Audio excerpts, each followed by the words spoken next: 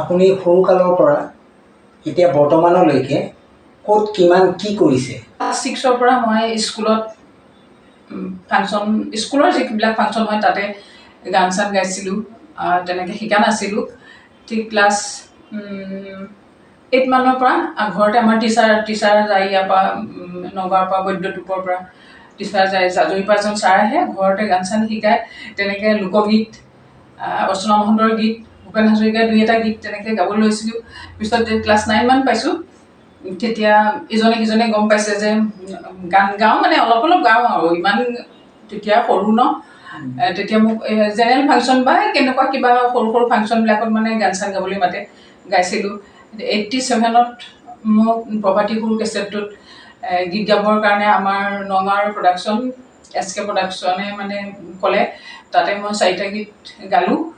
তাৰপিছত আৰু বনৰীয়া সুৰ বুলি কয় এটা কেছেট আছিলে, তাতো মই 2টা গালোঁ। ইতিমধ্যেতো আপুনি ক'লে, এতিয়া হৈছে কি পুৰণি গীত আৰু এতিয়া বৰ্তমান গীতৰ মাজত কিবা তাৰতম্য আছে নেকি?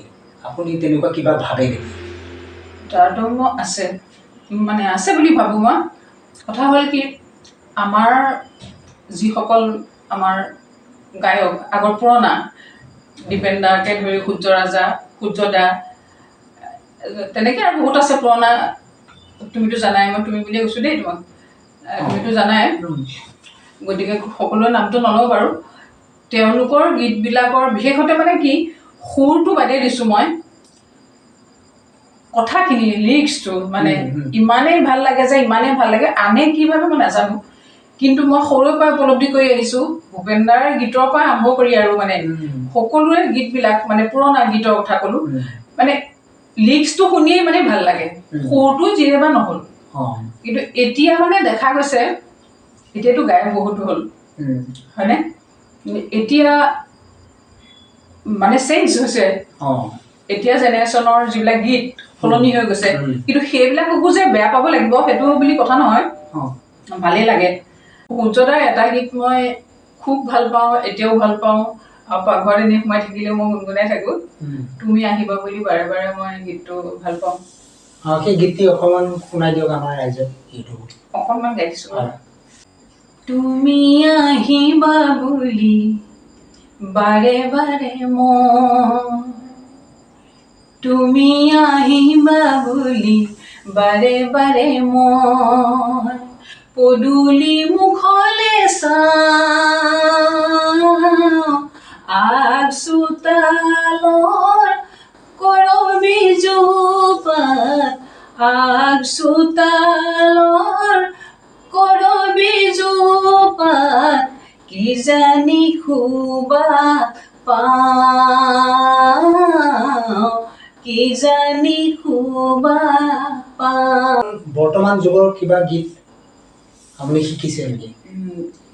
বৰ্তমানৰ মই নতুন গীতৰ ভিতৰত একো শিকা নাই। তাৰমানে পুৰণি গীত ইমান আছে যে সেইখিনিকে মানে এনেও ঘৰতে থাকিয়ে হওক বা ঘৰত সোমায়ে হওক বা বাথৰুমত সোমায়ে হওক গাই থাকোঁতেই শেষ। আৰু অভিনয় জগতত আপুনি আগতে আছিলোঁ, আৰু তাৰ বিষয়ে অলপ আমাৰ ৰাইজক কিবা ক'ব পাৰিব নেকি? কেনেকৈ আহিলোঁ মানে অভিনয়লৈ? আহিলে আপুনি? অভিনয়লৈ মই বহুত দেৰিকৈ আহিছোঁ। প্ৰথম ফুলচন্দন তুলসী নে তেতুন তামুলী টেনশ্যন VCT কৰিবলৈ মানে ক'লে আমাৰ ইয়াতে ভাল ডাইৰেক্টৰ গগন চৌধুৰী, তাৰপিছত আকৌ পিংকু তামুলী এনেকৈ আছিলে, তেওঁলোকে কৈছিলে। কিন্তু কথা হ'ল কি, সেইখিনি কথা পাতি থকা সময়তে মই মঞ্চলৈ হঠাতে আহি গ'লোঁ। মঞ্চত আমাৰ ইয়াৰ স্থানীয় মঞ্চ, ইয়াতে নাটক কৰিবলৈ ক'লে। ডিষ্ট্ৰিক্ট লাইব্ৰেৰীটো তেনেকৈ দেখোন 2খন নাটক কৰিবলৈ ল'লোঁ। এনেকৈ অ'ত মানে বেলেগত মোক মানে নিমন্ত্ৰণো কৰে।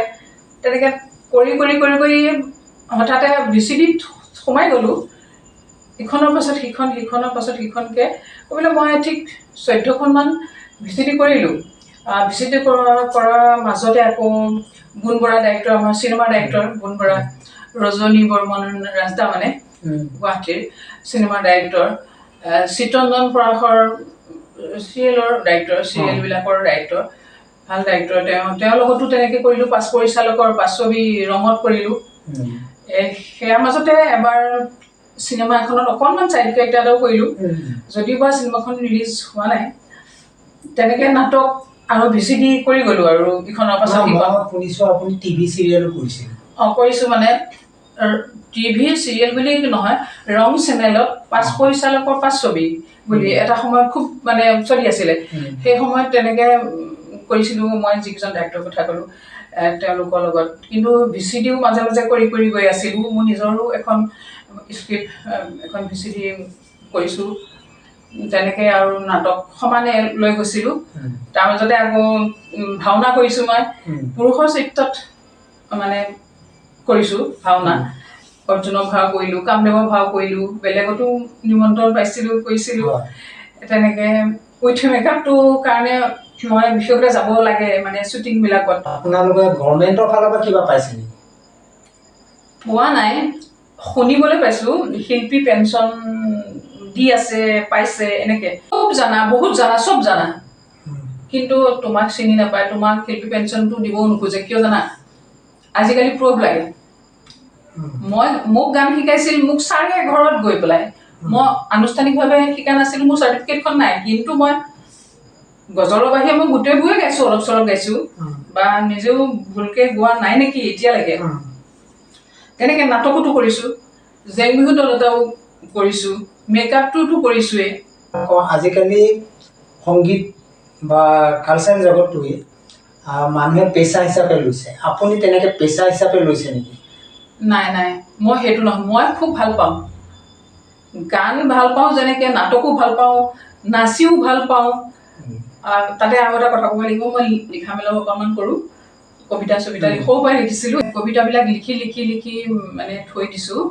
এখন কিতাপ ৰিলিজ দিব লাগে কিন্তু কথা হ'ল কি আজিকালি টকা নহ'লে একো নাই যাৰ পইচা নাই তাৰ কাম নাই কিতাপখন ৰিলিজ দিবলৈ কম 15,000 টকা লাগে কিন্তু আমাৰ নিচিনা মধ্যবিত্ত শ্ৰেণীৰ মানুহে ফটককৈ কিতাপ এখন ফটক এতিয়া গানৰ কথাকে ক'বলৈ গ'লে মাজতে কৈছোঁ গান এটা ৰিলিজ দিবলৈ কাৰণে মই গোটেইখিনি কৰি থলোঁ লিখা হৈ আছে সুৰ দিয়া হৈ আছে কিন্তু মই কৰিব নোৱাৰোঁ কাৰণ মোৰ ল'ৰা ছোৱালী পঢ়া শুনাৰ কথা আছে কিবা কিবি ইটো সিটো টকা পইচাৰ কথা আছে ন সেইবিলাক কৰি থাকোঁতে মোৰ গানটো ৰিলিজ দিম কেনেকৈ সেইখিনি মানুহেতো কোনোবাই আহি সহায় নকৰিব কিন্তু সহায় কৰিছে ৰাস্তাত যদি কোনোবাই এনেই কাপোৰ এখন ফটা কাপোৰ এখন পাৰি পেলাই এনেই কিবা গান এটা গাই আছে কোনোবাই ভিডিঅ' এটা কৰিছে ভাল হৈছে বুলি কৈছে তেওঁক কোনোবাই লৈ গৈছে ক'ৰবাত গোৱাবলৈ চেনেলত আমাক তেনেকৈ কোনোবাই মাতিবলৈ নাহে নহয় বোলে আহাচোন বোলে চেনেলত গান এটা গাব লাগে এইটোতো নকয় ন সেইখিনি আমি সা সুবিধা নাপাওঁ মানে আমি বুলি প্ৰায় মানুহে নাপায় লগতে মানে আপুনি